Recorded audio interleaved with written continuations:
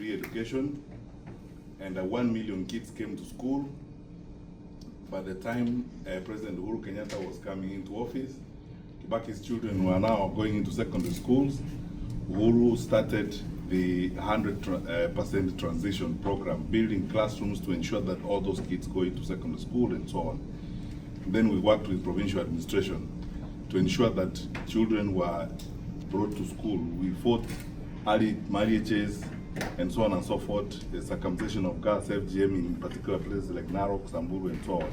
You know, George Natembeya, that is what he did as regional commissioner in Rift Valley and county commissioner in Narok.